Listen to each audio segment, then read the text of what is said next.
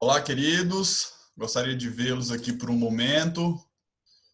Olha lá o pessoal. Muito bom estar com vocês. E é isso aí. Vamos lá para mais uma aula. Hoje vamos iniciar, né? Vamos falar aqui um pouco mais sobre a tabela periódica, certo?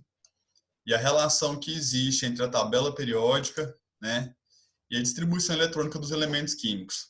Beleza? Então vamos lá.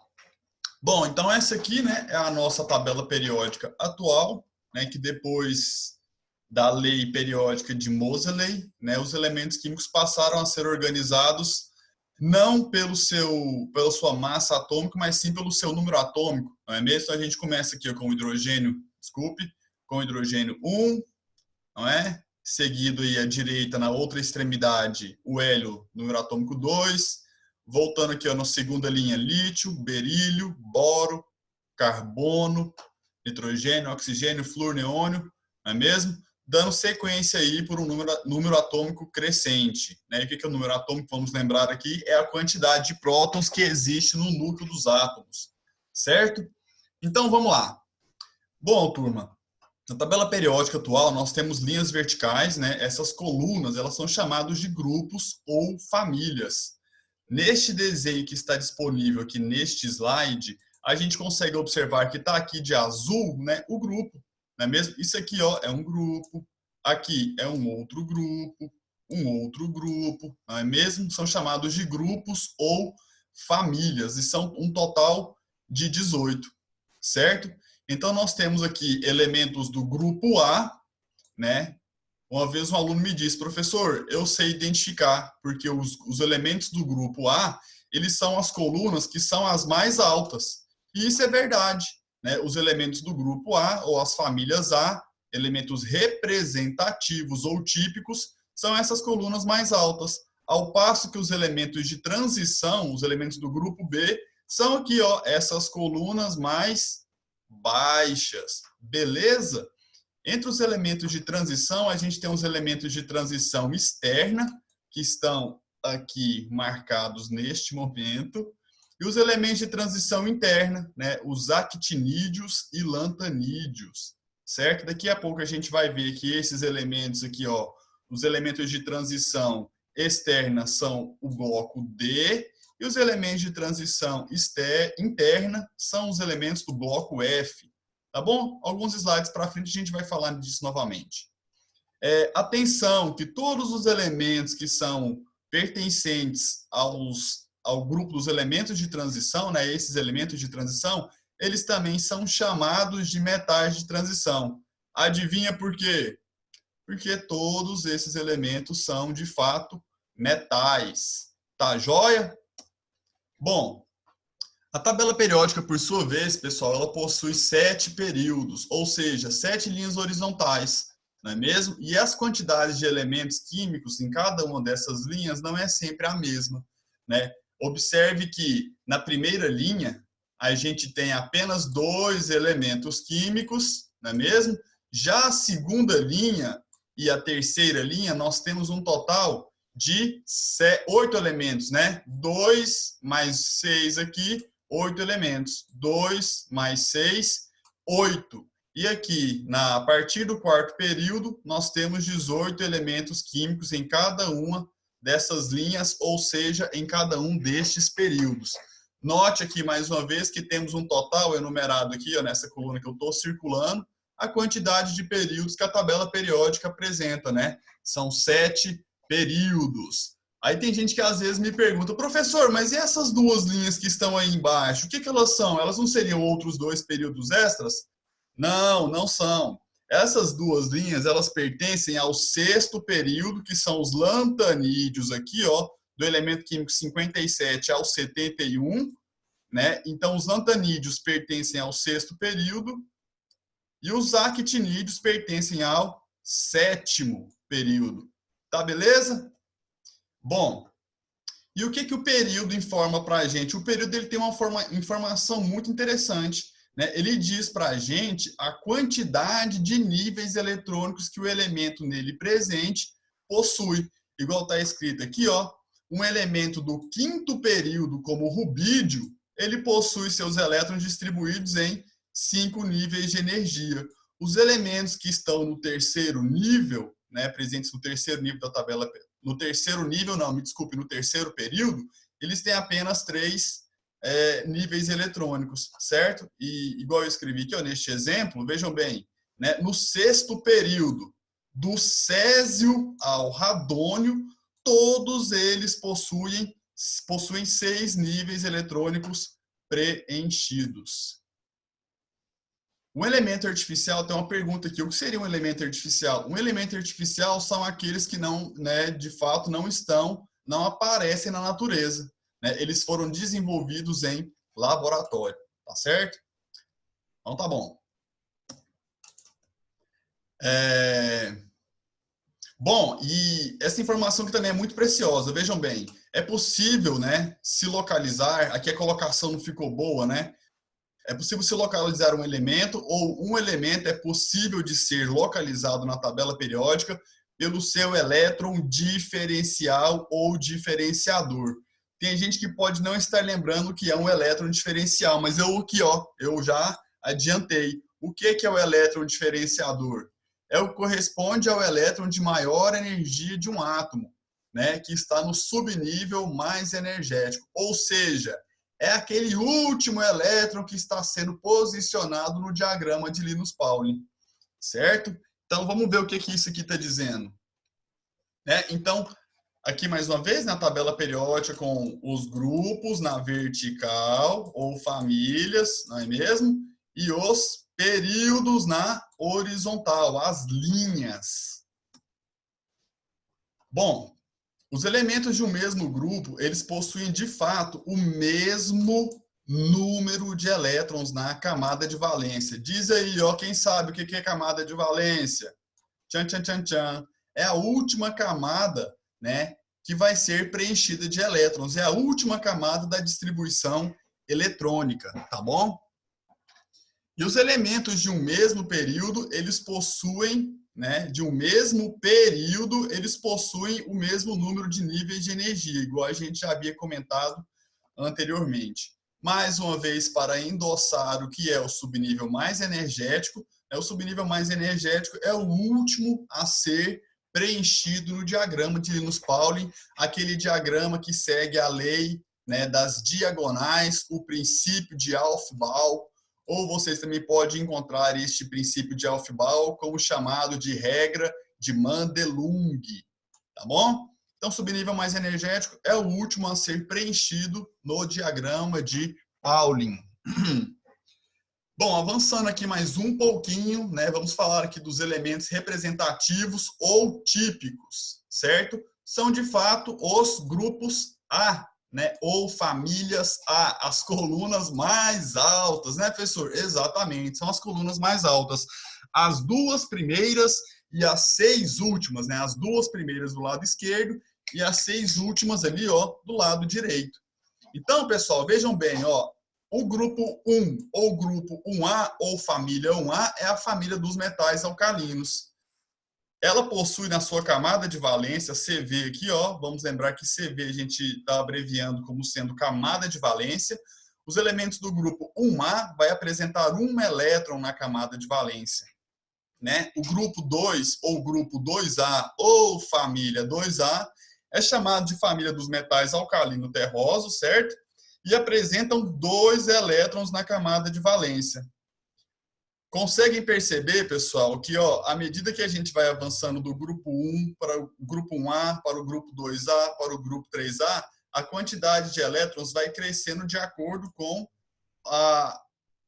o número da família, né? A, 2A, 3A, 1A, 4A. Então, diz para mim, o grupo 7A, quantos elétrons ele deve apresentar na camada de valência?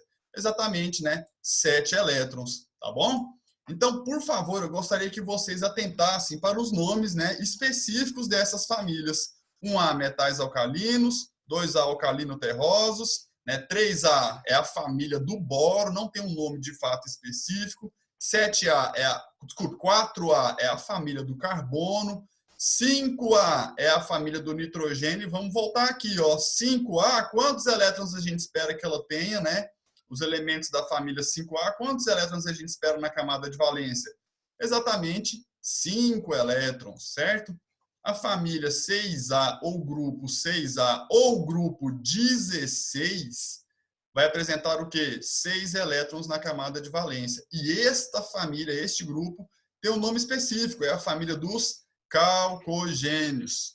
Já a família 7A ou grupo 17 ou grupo 7A é chamada de família dos halogênios, certo? E ela vai apresentar, de fato, 7 elétrons na sua camada de valência.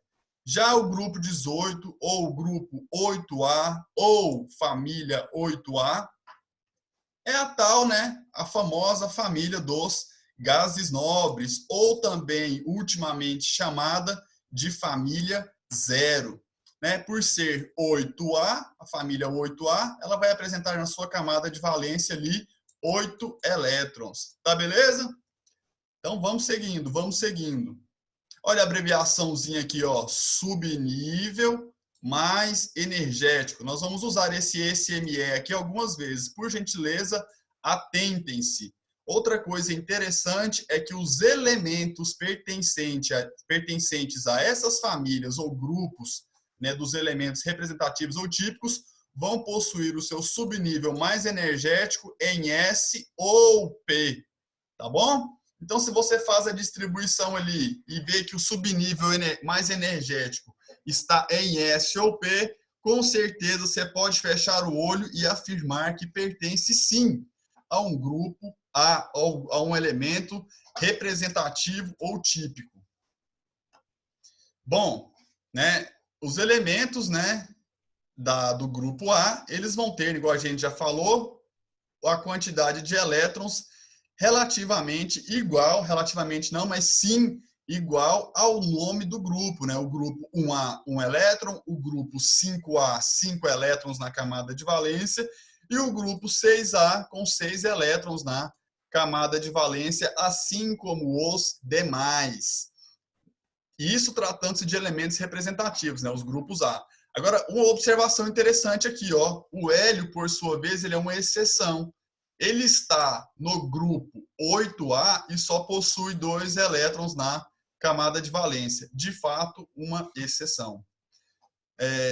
Aí, às vezes, né, também surge a pergunta, professor, o hidrogênio, professor, ele está exatamente no grupo 1 da tabela periódica, né? Junto aqui, ó, com o lítio, hidrogênio, lítio, sódio, potássio, aí aqui o césio e, por finalmente, o frâncio. Olha, professor, você sabe decorado? Ah, é porque tem uma frasezinha que ajuda a lembrar. Uma vez um aluno até me falou, nem fui eu que decorei, que criei isso, não.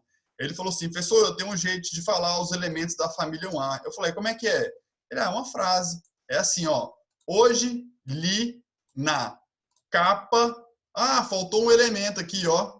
O rubídio, né? Então, na verdade, seria assim, ó. Hoje, li na capa da revista Coisas Francesas, né? Então a gente tem aqui, ó, hidrogênio, lítio, sódio, potássio, rubídio, césio e frâncio. Mais uma vez, hoje li na capa da revista Coisas Francesas, tá bom? Então, por que o hidrogênio, professor, ele está na família 1A, sendo que ele não é da família 1A?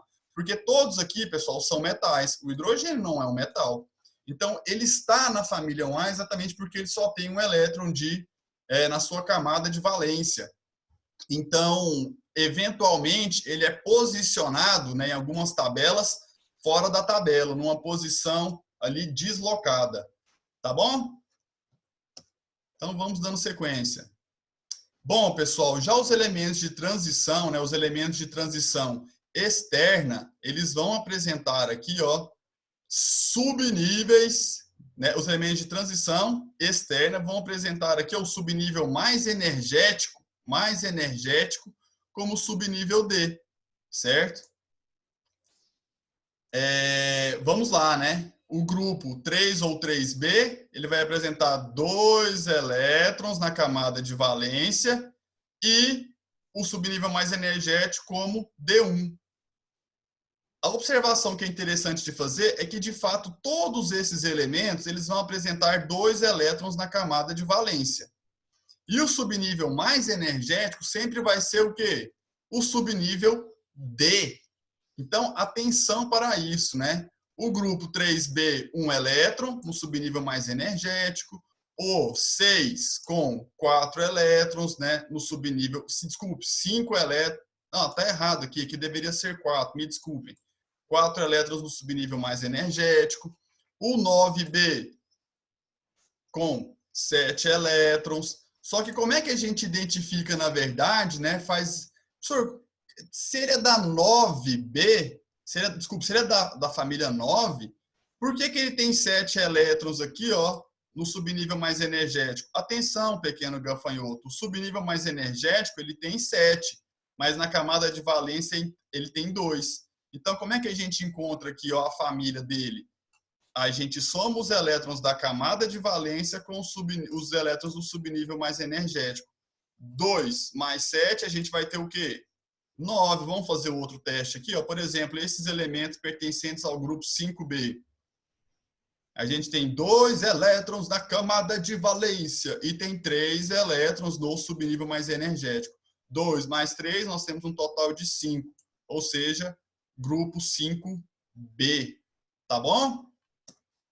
Bom, observe que, né, isso que eu acabei de falar, né, para os elementos de transição, o grupo ou família é identificado como a soma entre o número de elétrons da camada de valência e o número de elétrons do subnível mais energético. Vejam aqui, ó, para o cromo, por exemplo, a gente tem aqui 1 elétron na camada de valência e temos aqui 5 elétrons no subnível mais energético. 1 mais 5, 6. Então, podemos dizer que sim, pertence ao grupo 6.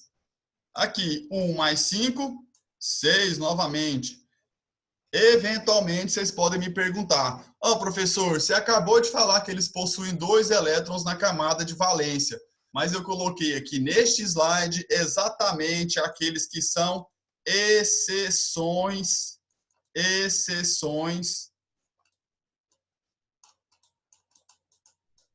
que não seguem a regra, ao princípio de Aufbau, beleza? Por quê, professor? Vou lembrá-los, né? Por exemplo, o cobre com 29 elétrons, a distribuição dele é 1s2, 2s2, 2p6, 3s2, 3p6. Aqui, pessoal, deveria ser 4s2 e 3d9. Só que, de fato, o que é percebido, né, na prática é que ele apresenta 1 elétron na camada de valência, né, e os 10 elétrons totais aqui, ó, no subnível D. Todos esses elementos aqui do grupo 11, né, todos esses 3 aqui do grupo 11 e esses 2 aqui do grupo 6, eles são exceções à regra, fica difícil de escrever, de Aufbau, ou princípio da construção, ou também regra de Mandelung. Tá bom? Temos uma pergunta aqui. No grupo 6B, no qual você alterou, a soma não bate. Olha, veja aqui, né? O cromo e o molibdênio, eles são do grupo 6B. Se a gente for somar aqui 1 mais 5, teremos de fato 6 elétrons, certo? Bateu, não é mesmo? No outro slide, vamos ver. 6B. É porque aqui, deixa eu ver. D1, D2.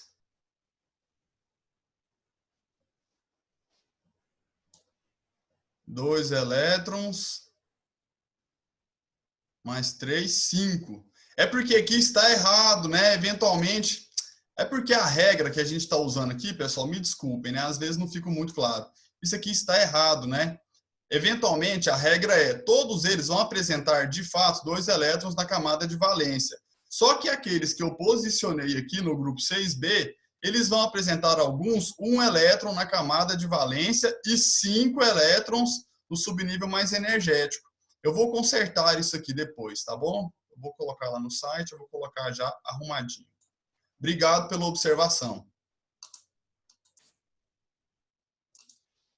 Obrigado você que avisou aqui o engano. Pessoal, eu gostaria que vocês realmente, ao ver um equívoco aqui nos slides, me informassem para que eu corrigisse, tá bom?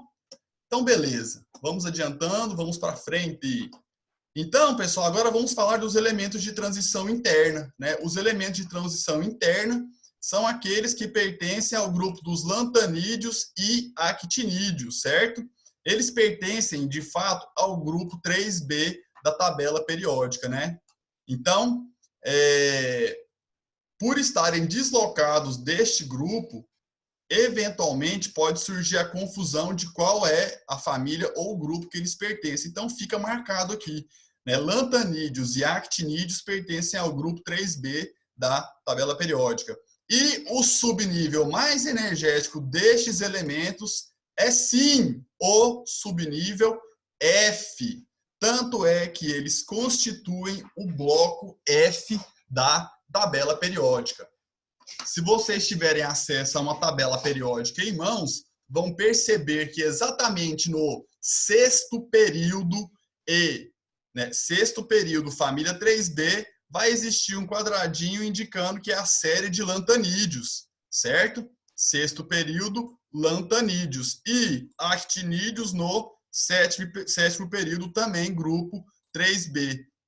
Lantanídeos vai estar num quadradinho na família 3B e actinídeos exatamente no quadradinho de baixo, tá bom? Lantanídeos em cima, quadradinho de baixo, ambos do grupo 3B, elementos que constituem o bloco F da tabela periódica.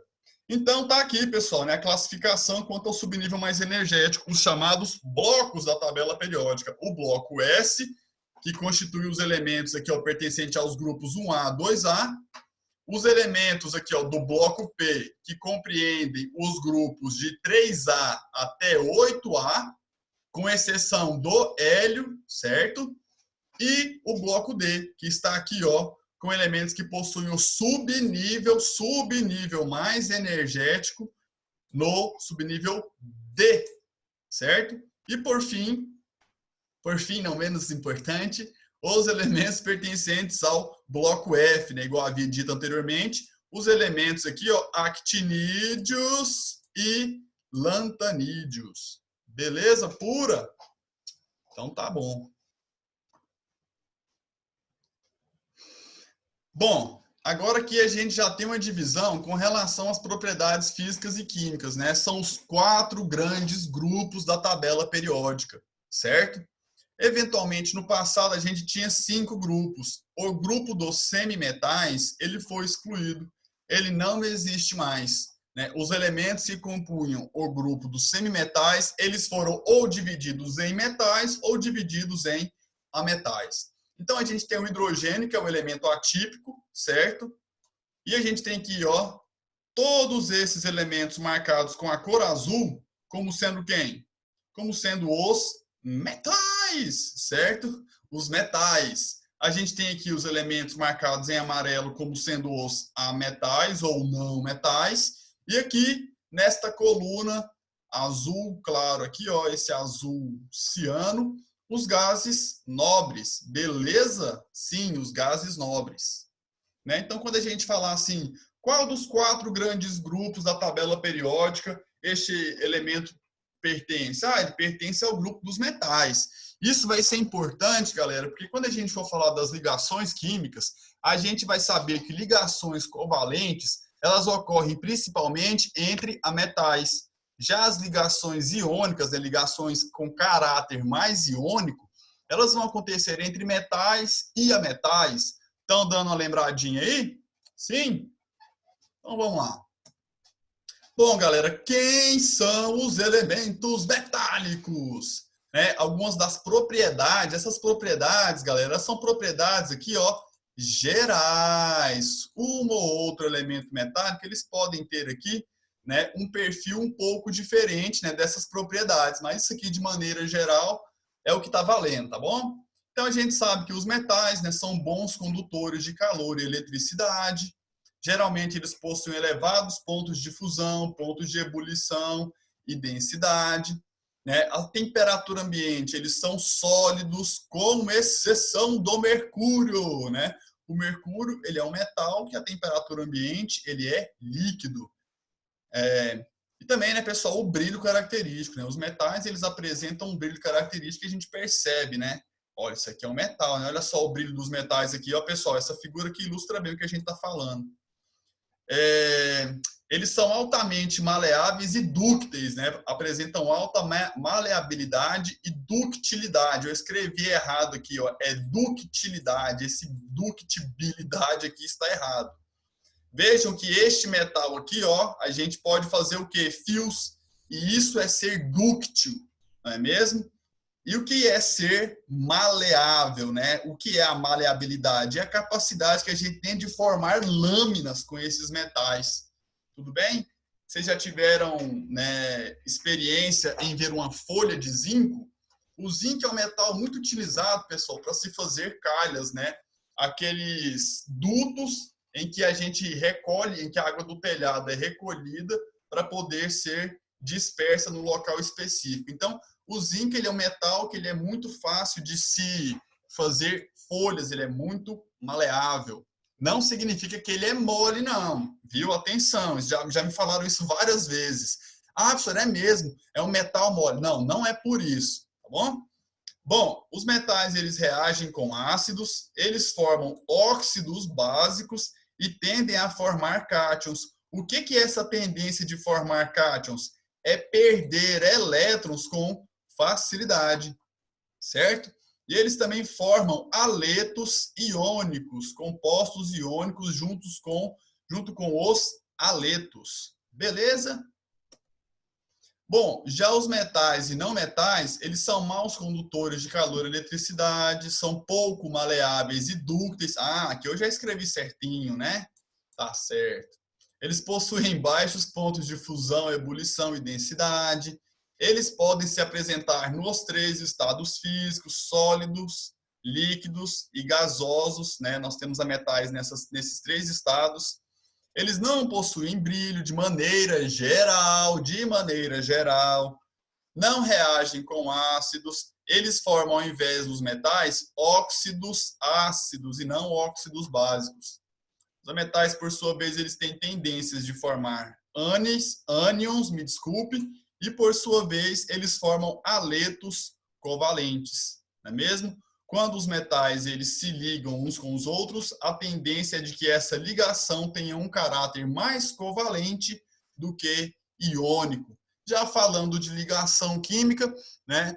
Vamos aqui lembrar de uma coisa que é interessante de se falar quando a gente fala de ligação. Quando a gente tem uma ligação química, ela não é 100% iônica e nem 100% covalente.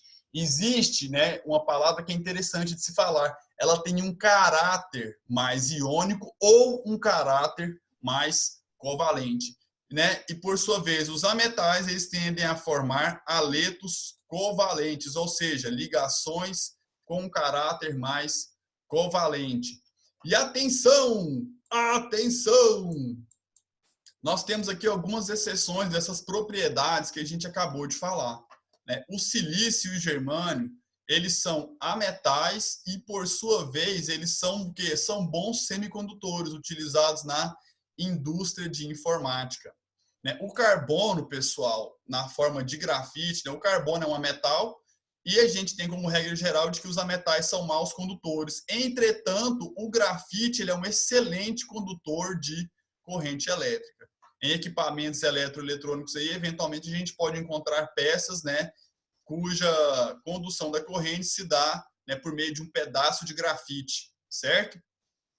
Tanto o grafite quanto o carbono, eles têm altíssimos pontos de fusão e ebulição, né, que vem na contramão das propriedades gerais.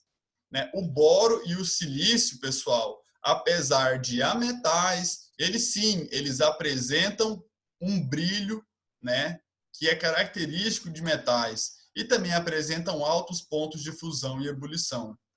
Né? Já o iodo, né, quando ele é sólido, o iodo, quando ele é sólido, ele tem uma coloração escura, uma cor mais preta, né? E ele apresenta um pequeno, um ligeiro brilho metálico, né? E ele é o tipo de metal que, quando ele está na fase sólida, ele eventualmente ele passa diretamente para a fase gasosa, valendo um babalu mastigado e uma coca sem gás. Como é que chama essa passagem direta do sólido para o gasoso? Responde aí para você. Aí, ó, quem falou sublimação ganhou, hein? Ei, prêmio bom. É a sublimação, né? Então, o iodo é um metal que ele sublima. E o vapor que ele forma tem uma coloração ali, ó, violeta, certo? Bom, já o hidrogênio, ele é, igual a gente já falou, é um elemento atípico e possui a propriedade de se combinar tanto com metais quanto com ametais, né? E essa propriedade do hidrogênio aqui ela é interessante, né? Ele é um gás extremamente inflamável. E é por isso, pessoal, que o hidrogênio não é utilizado como combustível nos veículos, né? Porque se a gente fosse armazenar, né, o hidrogênio, teria que ser numa espécie de cilindro e o risco de explosão é muito grande, né? Então, não seria interessante, né, de ter essa utilização. Apesar de que a combustão do hidrogênio, qual seria o produto dessa combustão? Olha só, imagina o seu carro andando e você liberando aqui na atmosfera, adivinha o quê? Água, vapor de água. É o sonho da natureza, né? Sim, porém, às vezes no futuro, né? Não é mesmo? Bom, turma, já os gases nobres, né, por sua vez, eles são o quê? Eles são todos ametais, né, e possuem uma característica particular. Na natureza, pessoal, os gases nobres, eles são encontrados ali, ó, de maneira monoatômica, não ligados a outras, né, a outros elementos químicos. E por isso este nome nobre, né, de nobreza, de não se ligar, de não se misturar, né? Assim como era no passado, né? A nobreza não se misturava com as demais, né, pessoas das cidades, enfim. Eles também são chamados, pessoal, de gases inertes. Por quê? Exatamente por essa baixa, né, reatividade que eles apresentam, certo? Está escrito aqui, ó, em condições normais, não reagem entre si e nem com outros elementos químicos. Sim, o vapor d'água ele é contribuinte para o efeito estufa, né? Só que, de fato, ele é menos nocivo do que o próprio gás carbônico, a gente sabe disso. Assim, né, também, né, podemos dizer que ele também é menos nocivo do que o metano, né? O metano, de fato, também contribui bastante aí para o efeito estufa. E a água, sem dúvida alguma, né, para nós, seres humanos, ainda mais interessante, porque o ar úmido, ele de alguma maneira, mais sadio, né, para a nossa respiração, não é mesmo? Bom, aqui, né, uma figura que ilustra, né, os gases nobres quando eles são sujeitos ali, né, a uma descarga elétrica, né? Vejam aqui, ó, as diferentes colorações que eles apresentam. E a gente tem aqui embaixo, né, os espectros de cada um desses gases. A gente já falou de espectro aí no passado, quando a gente falou do modelo atômico de Bohr, não é isso? Ou Rutherford Bohr, não é mesmo? Sim. Então tá.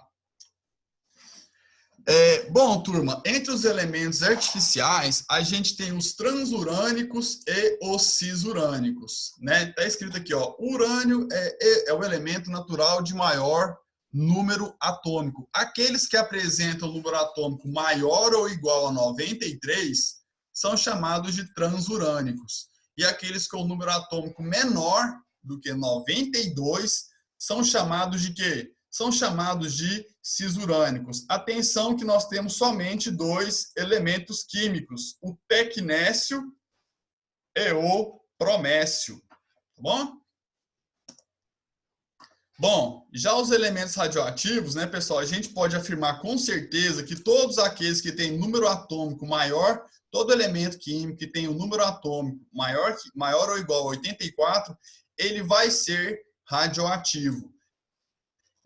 Entretanto, pessoal, na natureza existem, né, alguns isótopos de outros elementos químicos com um número atômico menor do que 84 que também são radioativos. Por exemplo, a gente sabe que o carbono 14, né, ele sim, ele é um elemento, não um elemento, mas sim um isótopo que é radioativo. Só que o carbono por si, ele não é tido como radioativo. O carbono 14 é um isótopo radioativo do carbono.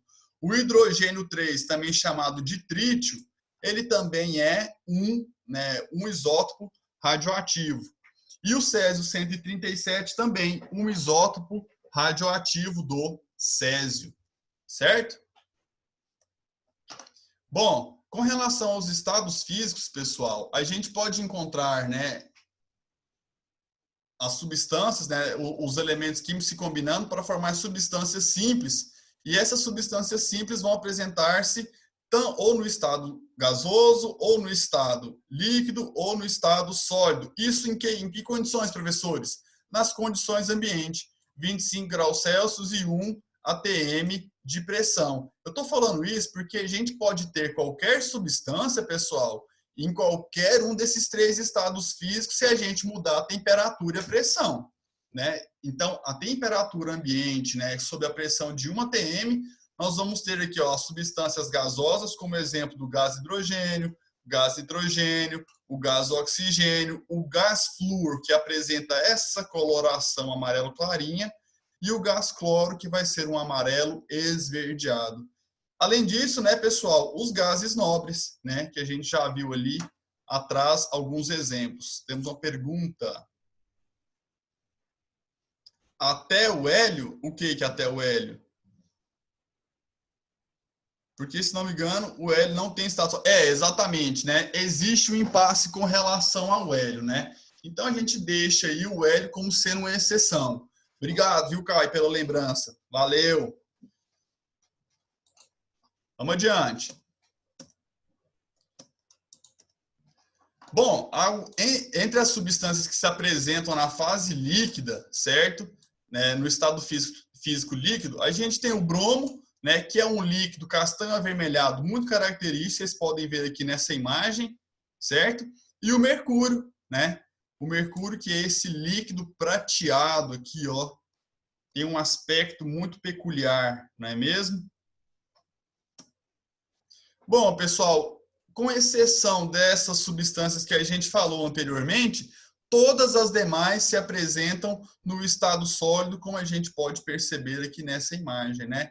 Ouro, os dois alótropos do fósforo, o fósforo branco e o fósforo vermelho, os alótropos do enxofre, né? O enxofre rômbico e o enxofre monoclínico, e o zinco, né, que a gente falou agorinha ali, que tem sua utilização relevante aí na construção civil, né, na fabricação de calhas e dutos metálicos.